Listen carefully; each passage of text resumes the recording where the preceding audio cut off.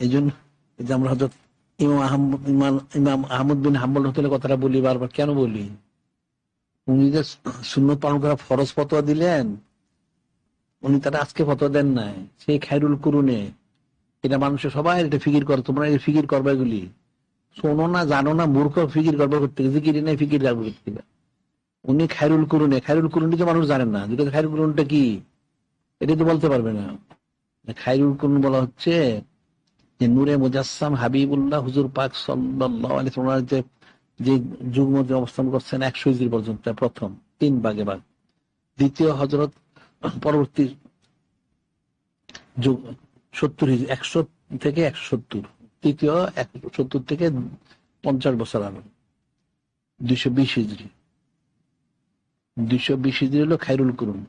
খায়রুল কুরুনের কারণে শ্রেষ্ঠ যুগ আমার, এর পরবর্তী, তার পরবর্তী, এরপরে এরপর মিথ্যা প্রচারিত হবে। তো উনি খায়রুল কুরুনের লোক।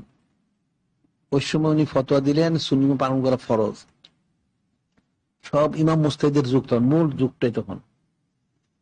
এখন ফতোয়া বড় বড় ইমাম মুজতাহিদের আসছেন, কি ব্যাপার আপনি কি ফতোয়া দিলেন, কেন, কি হয়েছে, আপনি ফরজ ফরজ ওয়াজিব সুন্নত, আপনি সুন্নত ফরজ দিলেন, এটা কেমন ফতোয়া হইল? আপনার দলিল আছে কোন? হ্যাঁ দলিল আছে। কোথায় দলিল আছে? কোরআন শরীফে দলিল আছে। উনি জিজ্ঞাসা, আপনাকে কোরআন শরীফ পড়ছেন? বলেন কি? আমরা হাফিজে কোরআন, হাফিজে হাদিস, কেস করতে করতে চুলদারি সাদা হয়ে গেছে, আপনি কি বলেন এটা? হ্যাঁ, 50-60 বছরে, 70 বছরে ইস্তেদ করতে করতে কোরআন শরীফ পড়ে নেবেনি, টোটস্থ কণ্ঠস্থ মুখস্থ। তুমি তাহলে ওই আয়াত শরীফটা পড়েন না? কোন আয়াত শরীফ? সূরা হাশর শরীফের 7 নম্বর আয়াত শরীফ কি? ওমা আতাকুম রাসূলু ফাখুযুহু ওমা নাহুন ফান্তাওয়াত্তাকুল ইন্নাল্লাহা শাদীদুল ইকাব। উনি শুধু তেলাওয়াত করলেন মাত্র, গায়ে বুঝতে পারছি।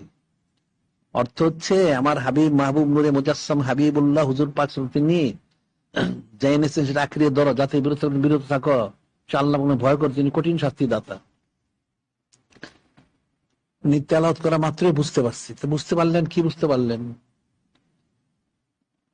যে আসলে তো ঠিকই আছে, কোন সময় আয়াত শুরু হয়ে গেছে, কেতি দলিল আছে। হ্যাঁ, বুঝতে পারলেন। আমি বলতাম এত বছর বুঝলেন না, 50-60-70 বছরে ইস্তেহাদ করলেন যে আমরা ফিকির করি নাই। আমার বলার বিষয় হচ্ছে ইমাম মুস্তাহিদ হওয়ার পরেও ফিকির না করার কারণে এই যে সুন্নত পালন করা যে ফরজ, এটা বুঝতে পারেন না ওনারা।